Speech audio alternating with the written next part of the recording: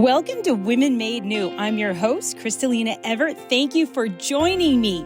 Well, we made it, everyone. We crossed the threshold, and it is the new year. So happy New Year. And I thought it would be great to start this new year off with and about the Blessed Mother. So today we have a show with Megan Madden, and we are going to discuss her new book, Mary, Teach Me to Be Your Daughter, because that is not an easy thing for everyone. It's not easy to actually think, I'm the Blessed Mother's daughter. I want to be the Blessed Mother's daughter. Those aren't actually easy things to want and navigate through. But Our Lady is a warrior queen. She loves us. She wants to guide us, and she wants to lead us into the new year and stay with us throughout this new year. And there's no better place to be than under her mantle.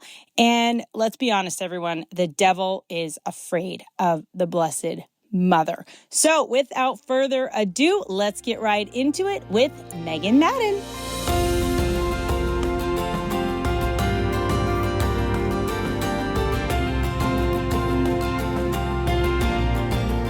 Welcome to Women Made New. I'm your host, Crystalina Evert. Thank you for joining me.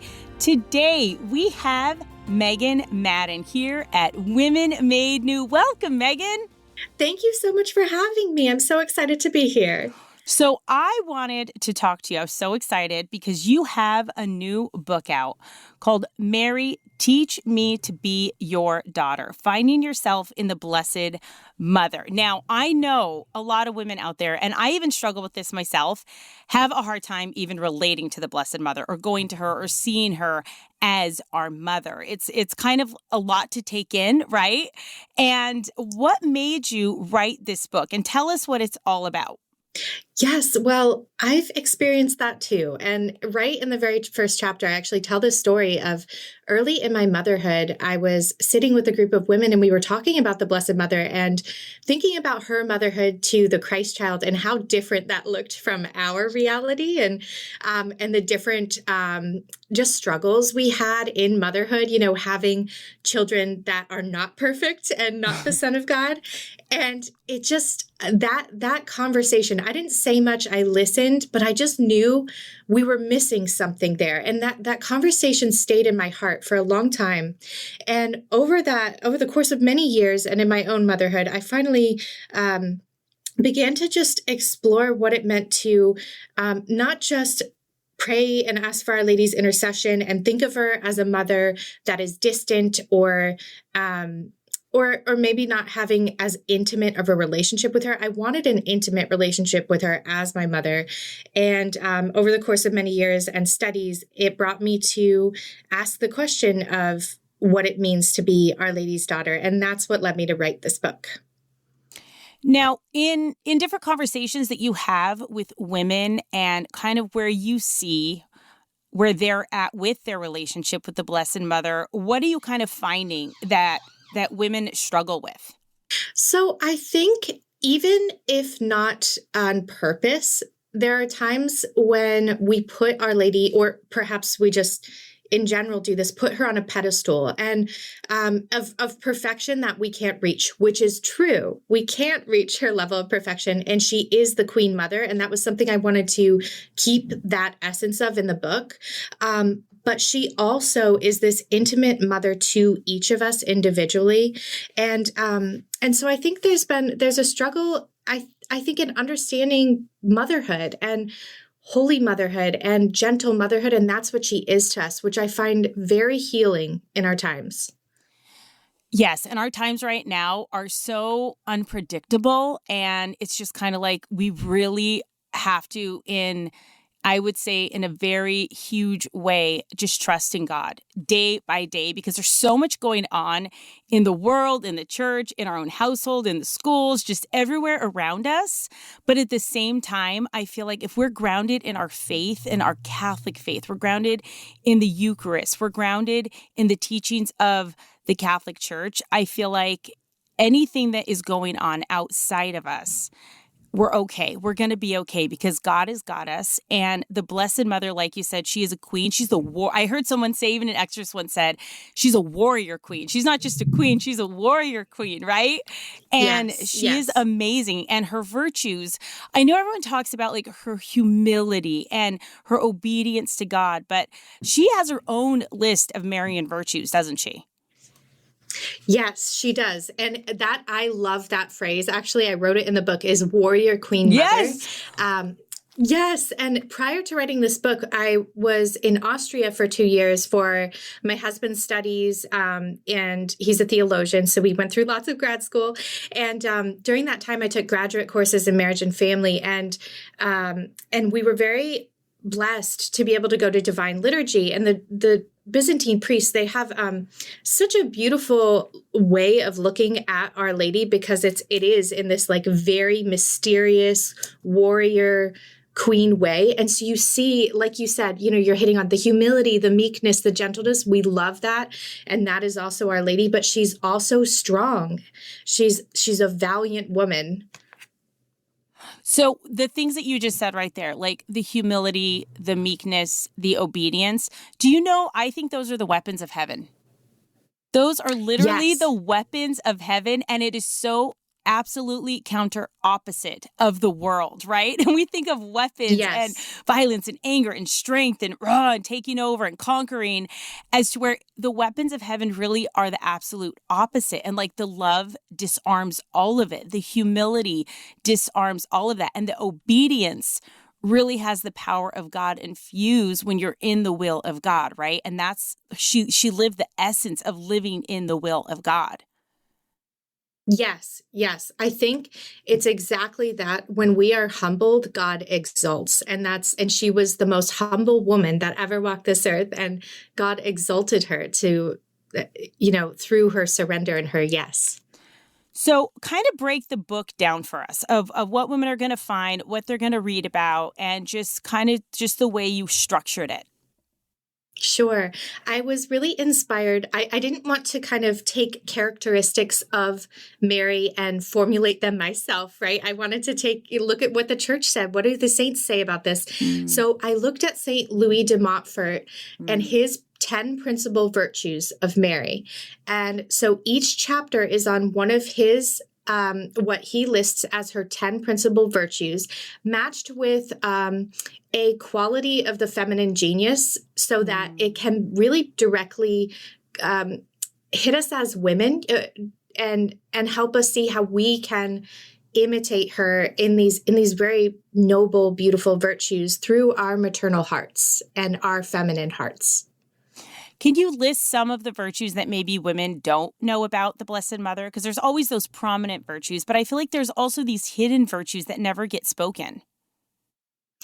Yes. I think the first one I love that I didn't really know about, but when you hear it, you'll say, well, of course, is unceasing prayer and self-denial, ardent love, angelic kindness, heavenly wisdom, patience. So these are some of the ones that we don't frequently hear as much as humility and her faith and obedience. Again, for those of you that are just tuning in, I am here with Megan Madden, and we are discussing her new beautiful book, Mary, Teach Me to Be Your Daughter, Finding Yourself in the Blessed Mother. And I have to say, Megan, when I kind of started fostering that relationship and taking my faith more seriously, right, after my conversion, I really had a hard time with the Blessed Mother. I did. I think most women do. Like there's almost this point, and it seems like a lot of women's lives where it's like the Blessed Mother, you grow up knowing her as a cradle Catholic or knowing her being the mother of God just in general, right? But there is this time and this point in your life where I feel like she does invite everyone to that deeper relationship with her and to get to know her. And she wants to be your mother, and she kind of wants to gather her children close, but some of them don't want to be close. They don't know her. They don't want to be, it's like I was obstinate. I'm just like, okay, you're the mother of God, not my mother kind of thing. But I prayed and I did the Yes. rosary, but there was like this wall, and it was so hard to break through. But also I think I associated that relationship with my own wounds with my own mother, right? And the things that I had and the issues that I struggled with. And it really wasn't until after I went through my counseling and I dealt with my issues and my own anger or things like that, that I really was able, it was interesting to embrace almost that relationship with the Blessed Mother, because the devil's very cunning to where he can kind of use those wounds against you in your spirituality, right? With the Blessed Mother. Wouldn't you say that Yes. happens with women? I think this happens so often, and that was one of the reasons I wanted to write this book. Is I want it to be a way that we can touch base with her and learn more about her, and actually just inspire that prayer. Because I think even praying the Rosary, that is a huge wall breaker. It is the weapon of our times. And the Rosary, as simple as a prayer as it is, right? And it's kind of it's like the Hail Mary over and over, and just the Our Father. It's hard. It's hard to commit. It's hard to like stick with it sometimes and not let your mind wander or get distracted, or the kids are all over the place and you're trying to just pray a rosary with them. And it's hard, but honestly, that 15 minutes is something hard to commit to. And do you have tips for women to maybe how they can slowly just step into a relationship with the Blessed Mother? Yes, I actually talked about that, especially children interrupting and things like that in chapter 5 on unceasing prayer and the persevering woman, because I put the persevering woman because we do have to persevere in prayer, right? And so my main tips are, it can be overwhelming at first, but start with a decade and then work your way up. And also seeing the children. So if you're a physical mother and you have children around you, especially young children, seeing their interruptions as part of the prayer, because God is allowing it. And so we can serve in that moment, and then, okay, mommy's praying now, and get back to the prayer and keep going. I think those are really powerful moments, actually. And then the other thing is to, on each decade, think of someone you want to pray for and offer that decade for them. I think that's very motivating for the Rosary. Oh, I love that. And I really think this book, because it's really practical. And that's what's nice, because there's so many theological books on the Blessed Mother and her virtues and her mission and being the mother of God. But sometimes it's over our head, right? And you're ready to go. You want to read, you want to learn. But this is an excellent, just practical book for that everyday Catholic woman that just wants to just get to know the Blessed Mother. But on an ABC level where it's not too much. It's not too much to take in. And this is even a book you can take into adoration, I would say, and take a chapter at a time and just contemplate on it. Because sometimes people don't even know what to do in adoration. They want to go, but then sometimes they feel awkward just sitting there. And this being the year of the Eucharist and the Eucharistic revival, also getting to know his mother in this time, in this special year that we are in, of just embracing and all-encompassing the Eucharist and the Blessed Mother, and just those relationships, I think can be transformative in a woman's life. Absolutely. And that's what Mary does. She draws us closer to her son. That is exactly what she does. And I did write it hoping it would turn out to be a spiritual book, a book you could really pray with and contemplate. There's in each chapter, there's a meditative portion, and then there's practical. So I try to hit the spiritual, give visuals, images of her life from the Gospels, and sort of paint that picture in a very poetic manner, and then hit into what does this look like for us as women. And it's written for all women in all stages of life, not just mothers. And the prayer that sort of goes through the entire book is, Mother, teach me to be your daughter. So tell us a little bit about yourself, Megan. You live in London right now, and I love that. I'm kind of jelly. I love it there. I love it. And what is it like? So tell us about yourself, your family, and just a little bit of your background. Yes, I'm on London time, but I'm in Oxford, actually. Oh, okay. Oxford, England. Yes, but it's close. Yes, It's very. close. Yes. Yeah. So, and actually, this is all tied to the book.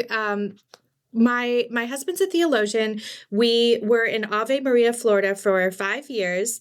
And during that time, I just lived a very quiet motherhood with our 3 children. We had 3 children there. And then we moved over to Austria for 2 years, where I took some graduate courses in marriage and family. And I was looking at the question of what it means to be a woman and the complementary nature of man and woman. And during that time, I lost a couple babies via miscarriage and got pregnant with our 4th baby. And I had to stop taking classes. So I did not finish my master's degree, but I kept on reading. I was so fascinated by this question of what does it mean to be a woman in our modern times, a holy woman? What does it mean to be a virtuous woman? What does this look like right now? And what are the lies we've been told as women? And so that led me to reading, John Paul II and Edith Stein and Alice von Hildebrand, these great philosophers on women. And ultimately, it led me down this path to Our Lady is the ultimate end of femininity. Imitating Mary is what we are meant to do as women. She is the perfect example for us. So at that point, I moved to Krakow, Poland for a year. Wow. It was a lot. Yeah. We did not expect it. We thought we would go back to the US, but an apostolate there hired us to run a study abroad program for Catholic university students at the JP2 shrine there. So we lived on the shrine in Krakow for 1 year. And I had a lovely spiritual director he's just a wonderful priest. And he said, "You will write a book on Mary. You will write a book." And I thought, there is absolutely no way. You're like, wait, is that a request? Do I want to write a book? Or I mean, wait, wait Right. a minute. You kind of have to step back when you hear a phrase like that, right? Yes. I was shocked. So what did you do with that? Did you just you went to prayer? What was that about, God? I mean, it kind of throws you off when you get something like that and okay, well, this is probably from God. What am I supposed to do with this, right? Yes. So I ended up buying this little blue journal and I called it my little blue book. And I was like, okay, well, the book will be for me and I will write on what I learn about Our Lady, because I just want to know, now that I have this sort of big, deep insight. I had this huge insight. Okay. The ultimate end of femininity is imitation of Mary. It was now I want to know everything there is to know about her. I want to develop this relationship. I had always loved her. I'm a cradle Catholic. I loved Our Lady from the time I was little, but again, in that pedestal way, not that intimate, you're my mother, I can come to you with everything kind of relationship that developed later on in my life.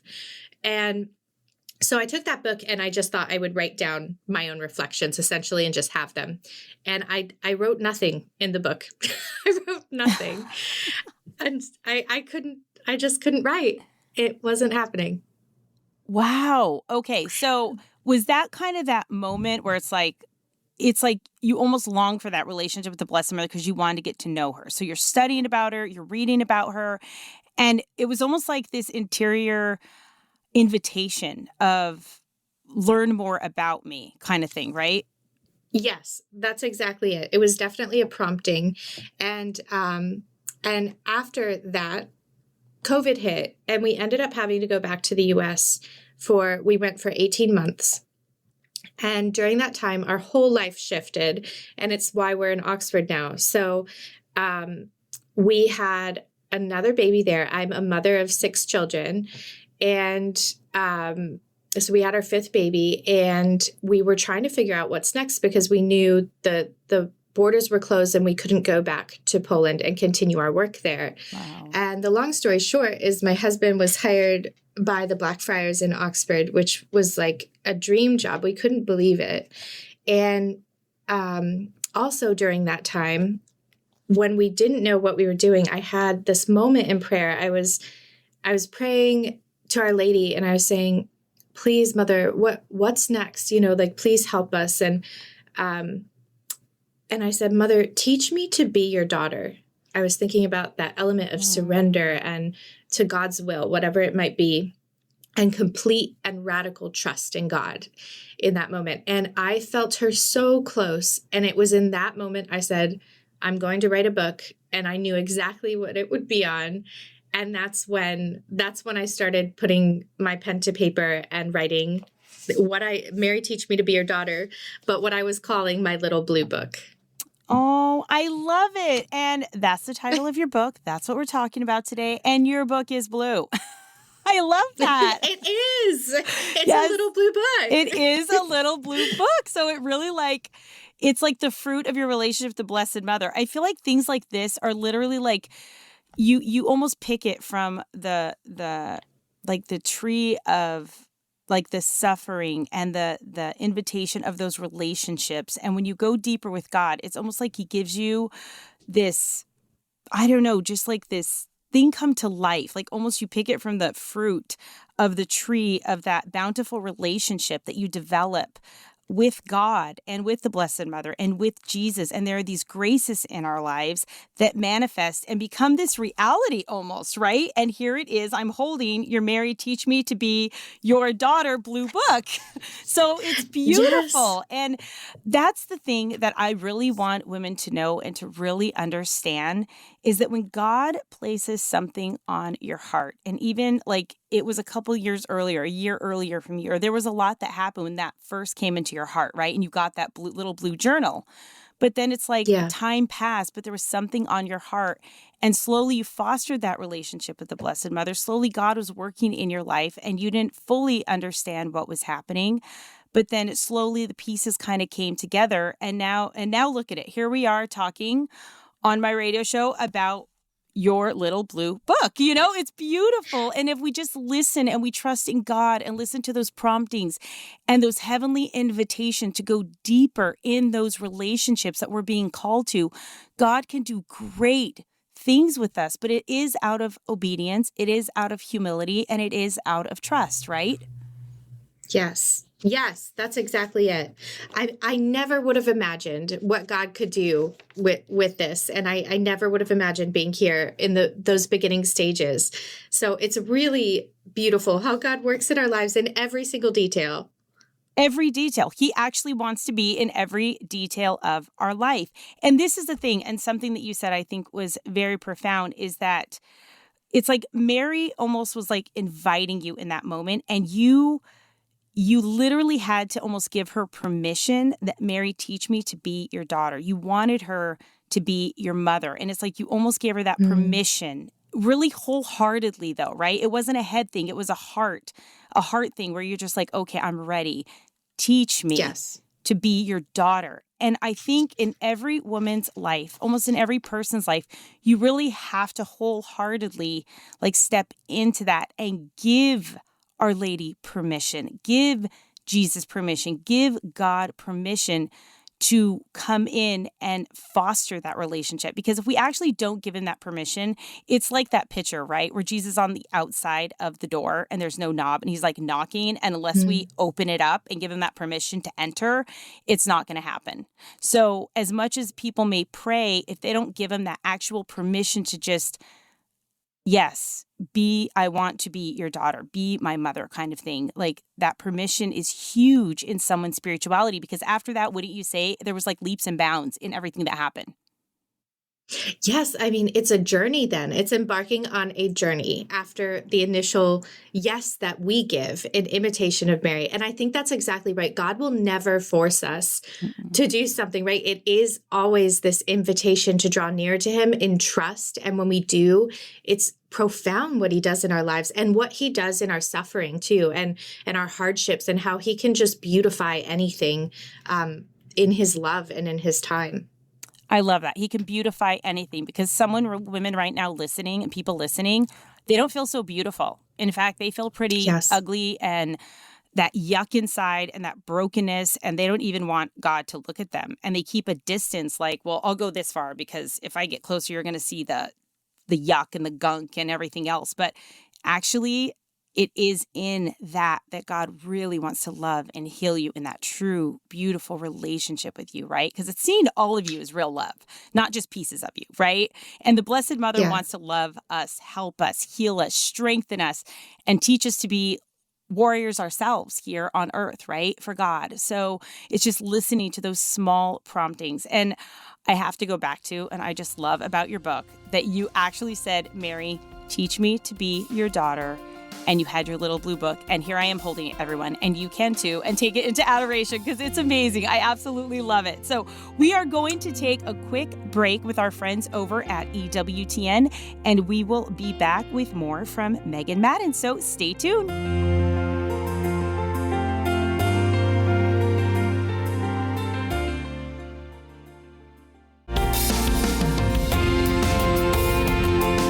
Welcome back to Women Made New. I'm your host, Crystalina Evert. Thank you for joining me. And for those of you just tuning in, we are talking with Megan Madden, and we are discussing her new book, Mary, Teach Me to Be Your Daughter, Finding Yourself in the Blessed Mother. And it's hard to find yourself in the Blessed Mother. I mean, she's the Queen of Heaven. She's the Queen of God. It's like, how on earth can I even find anything of myself in that? You know, it's like just the rays of her just like are intimidating, you know?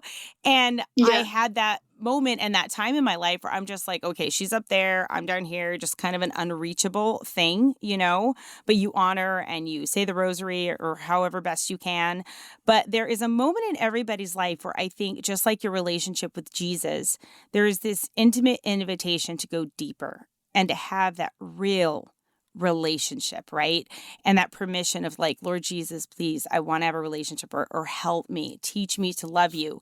And I think that same thing goes for the Blessed Mother, is that we have to really invite her to be our mother. And I said this in the first segment, I'll say it again for the people just tuning in, that I really had a hard time doing that because of my own issues with my mother and my own brokenness that I had and things that I had to deal with in counseling. And my mother and I have an awesome relationship now. I love my mom. You know, it's like she's just my go-to person now. And there was a time in my life for a while where I just kind of was like, had this almost aversion and anger. And I really feel like the devil really robbed me of so much because I allowed him to. And I was living out of that wound with my mom. So for those of you that do have maybe wounds or things there, really ask Our Lady to help you in healing those. Ask the Holy Spirit to show you what needs to be healed in maybe that relationship. And maybe some of you don't want a relationship with your mother, or something maybe happened, or maybe they've passed away, or you can't have a relationship. But that doesn't mean that you still shouldn't work on those wounds that maybe you have, because that affects you. And that's almost a poison within you that you're leaving and not extracting, that the devil can use almost against you. And it also will keep you from your heavenly mother that so longs to have that relationship with you. So this book is an excellent way, and even a segue into doing something like that. If someone wants to start really slowly embracing Our Lady and her virtues and learning about her in just a really practical way. So with the practicality of this book, can you tell us just some practical tips in this new year that women can just maybe slowly embrace that relationship with the Blessed Mother if they have a hard time with her? Yes. Well, within this book, I really hope to touch on all of those things. And I think something that we can do, and a saint we can pray with to draw closer to Our Lady, would be to look at Saint Mary Magdalene, because she stayed with Our Lady and walked through Calvary right by Our Lady's side. And Our Lady had, Mary had every reason to just be upset with us. She knew her son was dying for our sins, but she wasn't. She was loving us with him. She was dying with him internally in her heart. Her heart was pierced. And she had Saint Mary Magdalene right beside her. And there's often these beautiful sacred art pieces depicting Mary with Mary Magdalene underneath the cross and how close they are and how even Our Lady is almost holding her and consoling her, Mary Yeah. Magdalene. So just placing ourselves as little Mary Magdalenes almost, by Our Lady and saying, yes, I am broken. Yes, Mary Magdalene came from a very broken background and she was transformed in Christ. And so coming in that way and giving every aspect, every piece of our heart and to the Lord through the Blessed Mother, and she draws near in that, and she holds us in that and brings that maternal healing. I love that. I never actually really thought of that before. That is beautiful, Megan. Thank you for that, because Mary Magdalene was incredibly broken at where she came from, and God really took her and healed her and transformed her and made her this new, beautiful, unbelievable woman. And we all know her story, right? And there's so many Yeah. women now that can relate to her. And that there she was in that place of honor, right there with Our Lady at the foot of the cross. I mean, honestly, if you look back at that time, there's no greater honor in that moment in time that a person could have had than to be right there at the foot of the cross with Jesus in those moments, right? And Mm-hmm. that is absolutely profound. And I'm going to tell you this. When I was at Mass one day, I go to this church called St. Bernadette. If you can look it up, it is the most beautiful, magnificent, just the murals, and just it's really something to behold, that this church, right? And it's our parish. But I was looking up one day, and there is a mural of the depiction of the crucifixion, right? And the thieves, and there's a crowd. And what I thought was so interesting about this is that kind of one side of it was kind of just, there was this light, like God's kind of light was like shining on one side, and the Blessed Mother was there with Mary Magdalene, like you said, and there were like 4 people on that side, and it was just like empty, desolate desert, but there was light surrounding it, right? But then on the other side, and where the bad thief was, or on the other side, all of the Pharisees and the people that were condemning Jesus were on the other side of this mural. And it was like almost this darkness enveloped them, right? But there were so many people there. And there was almost this line drawn between the light and the dark. And as I was looking at that, I thought, oh my goodness, all of those people that were there at the crucifixion, that Jesus' crucifixion, it really kind of started with the crucifixion of his character in the public square, right? The tearing down, he's a liar, he's crazy, he's a false prophet, just almost just ripping apart his character. And that's really kind of where it all started, and the doubt in Jesus, and people just kind of slowly ripping who he was and how people looked at him in that public square. And it's just like in our relationship now, especially living out our Catholic faith, that's something that maybe is to be expected, that people may not understand that, well, you want to live out your Catholic faith. You want to go to Mass. You want to be faithful. Certain things you won't accept. Certain things are inappropriate. Certain things that that you just won't tolerate because of that Catholic faith and love for Jesus. And deep down, we all know right from wrong, and that people may not understand that. People may not understand that you want a relationship with the Blessed Mother. You may fully not understand it right now, right? A lot of people don't, but there is this longing there, and that not to be afraid, but just know it's something that Jesus walked through as well, that if you are being just maybe persecuted or looked at strangely, or your family's like not understanding why you're embracing your Catholic faith or the Blessed Mother, or like what is happening, that's okay. They fully don't need to understand it, because honestly, at the end of the day, this is between you and God. This is between you and the Blessed Mother. This is between you and Jesus, and fostering that most intimate relationship with him. And you're not being graded on this.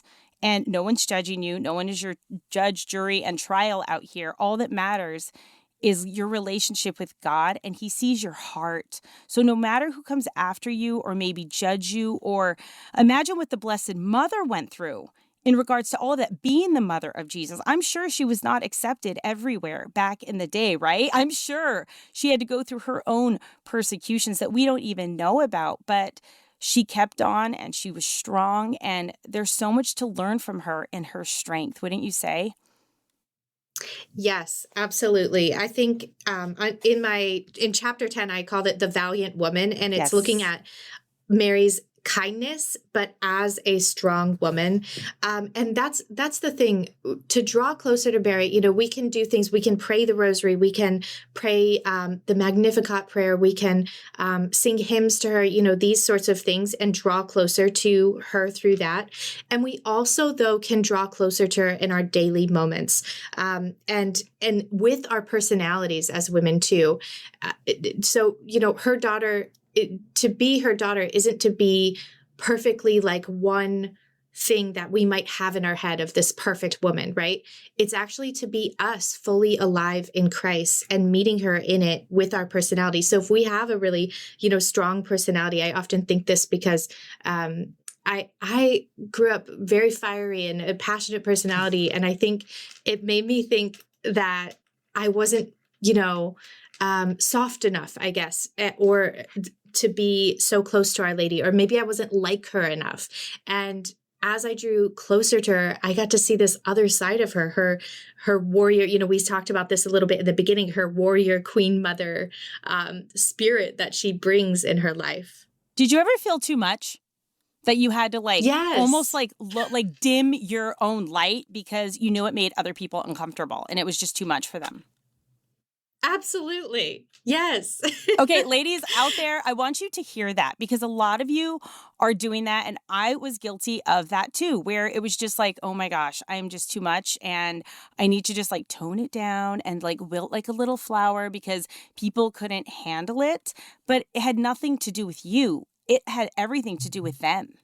And we take on people's issues or insecurities with us and we make them our own. And we make ourselves insecure because there's something in you that is just, it's overwhelming, or just God gave you a gift and a passion and a light within you. And now is the time for that to shine.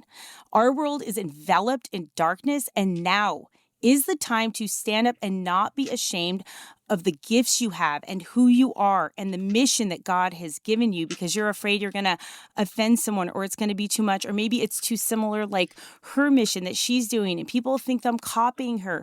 No, there's no such thing because we're all so unique in the gifts that God has given us that even if you have maybe a similar ministry or something that God's asking that somebody else is doing, it's never going to be the same. Your experiences are unique. Your gifts are unique. Your relationship with God is unique, and He is going to bring that uniqueness out in its own beautiful way. But you cannot let fear control you, and the opinions of others has got to go because to truly embrace a relationship with Jesus, you cannot care what the world thinks. I'm sorry. At the end of the day, that's where you kind of have to decide because can you imagine Jesus caring what everybody thought? And I even asked my daughter this the other day. Okay, tell me what you think of this, Megan. I said, do you think any of the saints cared what people thought of them? Name one so saint. good. Name one saint. And I said, even the doctors of the church, I want to know what saint cared what other people thought. And I'm sorry, their love for God and relationship trumped all of that. And it didn't matter because most saints were called crazy. A lot of them were put down. A lot of them were the outcasts. A lot of them were misunderstood. And so, okay, hey, I'll be crazy any day. Let's go. We're in good company. Let's go. But at the end of the day, if you really think about it, it's not an easy walk, but God will give you the grace, the courage, and there is strength, I feel, in so many people right now that they haven't even tapped into because they're being controlled by fear. And in this year of the Eucharist, the Eucharistic revival, and Jesus calling all of His people to Himself, go find that strength. Give God permission to reveal your gifts, your talents, your mission, ladies, because we need you. It's all hands on deck. And right now, women need to be helping women. We need to be lifting each other up, loving each other, helping each other, encouraging each other. Because the time of the petty cattiness nonsense, there's no place for that right now. It is time to come together and put everything aside and just do everything God is telling you and to be obedient and to love and to help people and encourage and not be afraid to do what God is asking you. Wouldn't you say, Megan? Yes, actually, Crystalina, I love what you said about, do what he is telling you, because that is exactly what Mary does for us. And when we ask her, I'm all about, I was actually talking to my friend the other day about bold prayers. Like, let's say bold prayers. Let's be Yes. specific and ask specific things. And so something, when you said that, I was thinking, when we go to Mary and ask for help, like we can ask her, what are my gifts? Like maybe we don't know. Maybe we haven't tapped into that yet. Maybe we aren't sure what our path is or our vocation. But when we go to her as our mother, we can say, what is God's will? Help me to follow the right path. Help me to do what Jesus is asking me to do. And she will always answer that prayer. She will always guide us. That is who she is. I feel like the Blessed Mother's battle cry and her mantra is like, do whatever he tells you. Right? Yes. That's it. It is. That's what it is. It's just like, well, do whatever Jesus tells you. And I will help you do that. I will help you live that. We can do it together, but just do whatever he tells you. And I feel like that's it. And it's so simple, right? And there was this adoration chapel that I used to visit, and it was ran by these French monks. It was just beautiful. And it was even during my time of conversion. And I remember going in there, and it took my breath away. It was so beautiful and peaceful. But underneath where adoration was, they had a cloth, and embroidered on the cloth, it said, do whatever he tells you. And I was just like, I don't know if I can do that. I'm just like, I don't know about that. I remember looking at that when I was in that state of my spirituality and what such a baby I was, and just remember looking at that, almost shaking my head like, I don't think so. I don't think I can do that. Like there was so much fear involved, and just like, what is he going to ask me? What am I going to lose?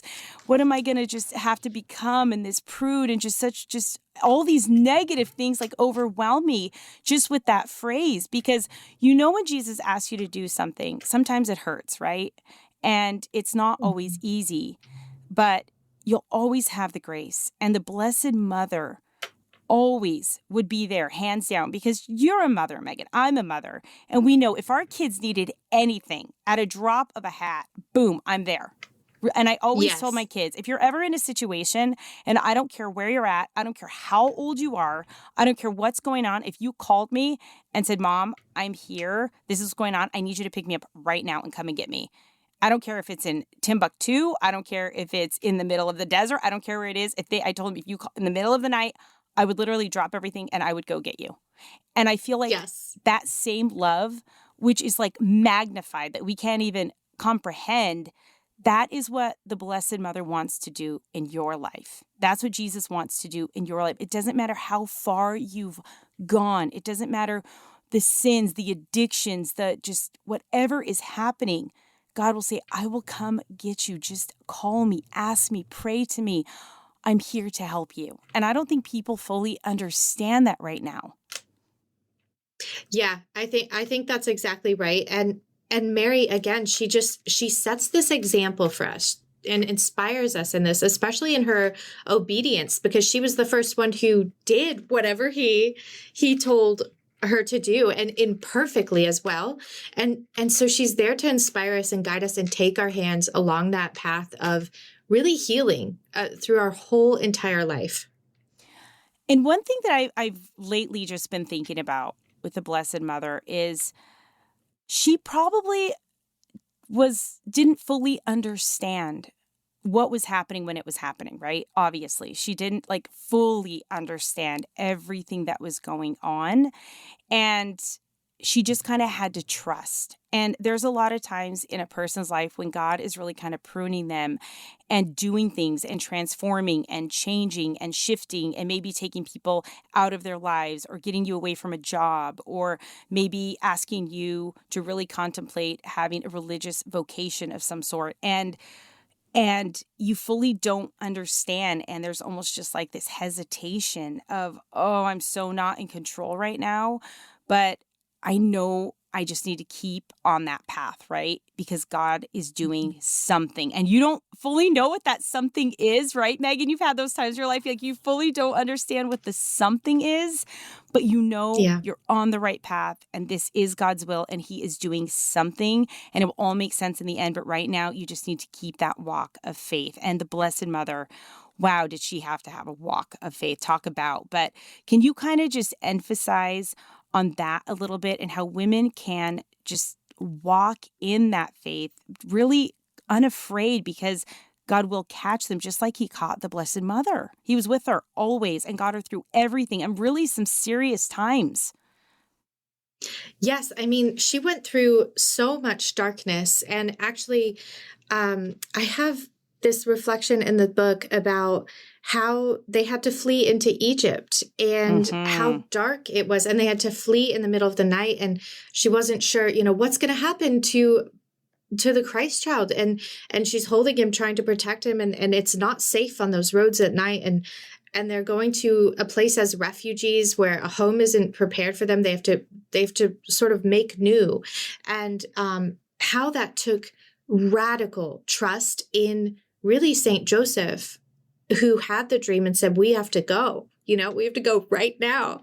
And how Mary just followed in really a blind obedience in that moment, because how could she have known what would happen in the future or how long they would be there, all of those uncertainties. And we've all had those moments in our lives. And actually, when I was right before I wrote this book, when I was back in Florida for 18 months and we were trying to figure out what was next after having to leave Poland during the pandemic. And we just had no idea what was next, but we knew we were exactly where God wanted us. And we had to be patient. And I think that's what it comes down to, is patience and trust in God. And those are just things we have to pray for. We have to enter into. We have to keep at the forefronts of our minds. Like, okay, one more day, trust God. He is with us. We are not alone. We are never alone. And not to think too much about the future and not to think too much about the past, right? It's just stay in the present moment. And something that really kind of helped my relationship with the Blessed Mother and that I realized is the devil is afraid of her. He's actually afraid of her. He's not afraid of much, all right? Let's be honest. He's not. But he is afraid of the Blessed Mother.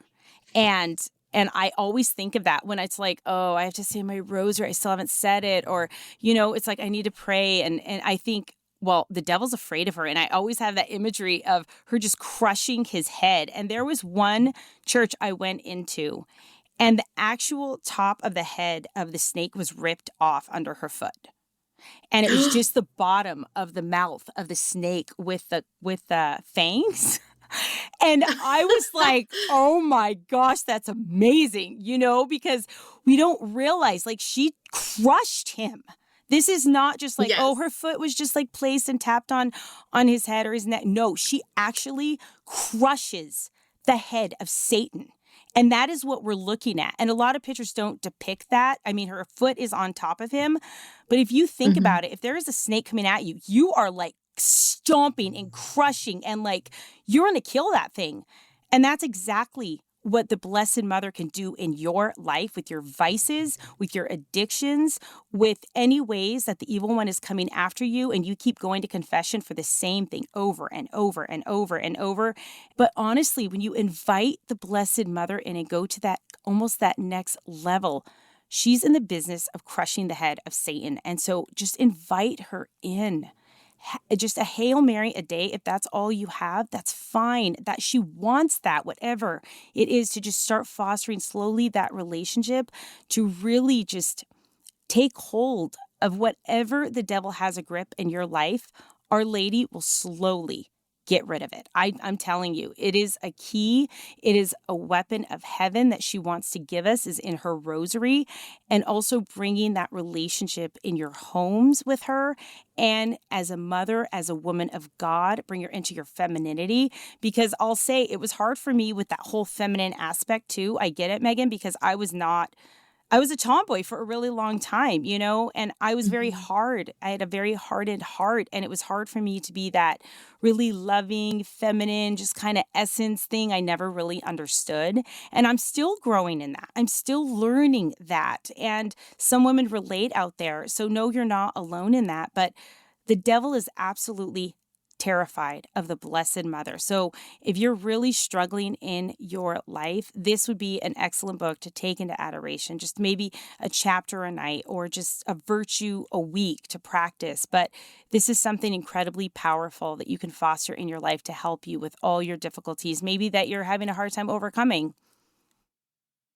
Yes, I really hope that this book is helpful in that way. And that's why I tried to have a meditative aspect that you can pray with, but also met with practical, meeting us where we are in our womanhood and finding different ways to practice these virtues in imitation of Mary, and also just as women being inspired by her, looking at her like a mother that we want to be like.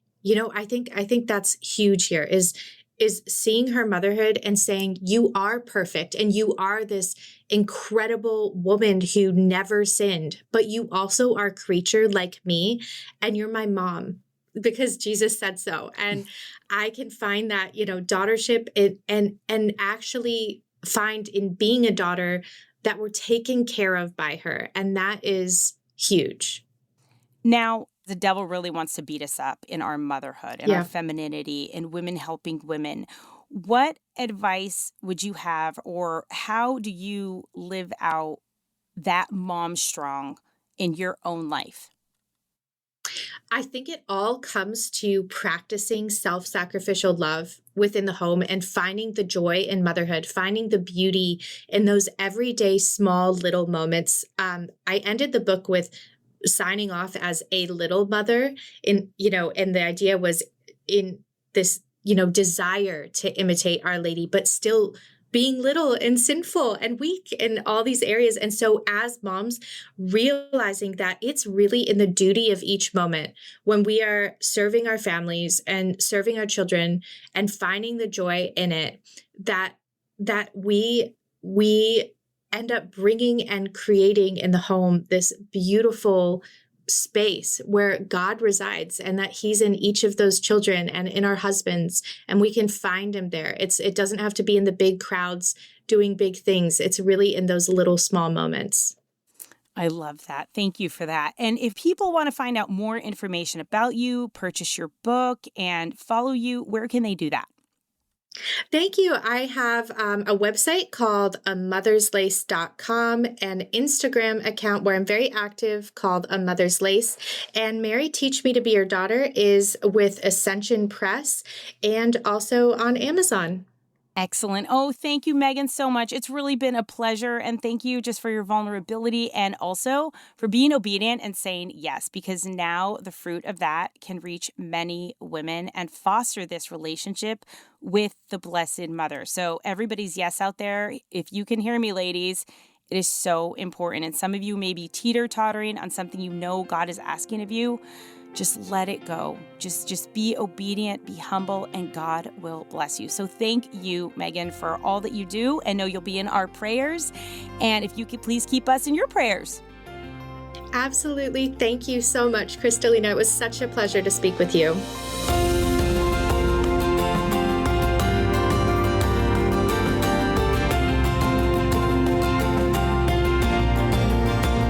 I want to thank my guest again for being here at Women Made New. And for those of you who want to start over, start this new year fresh and just dive in and just get into that healing process that you maybe have been putting off for a very long time, I would encourage you to download this free, unbelievable tool that you can just download right there in your phone on your app, the EWTN Learning app. And there are several different learning series that you can go through. And one of them is mine for the Women Made New book, that you can start your healing process in the privacy of your own home.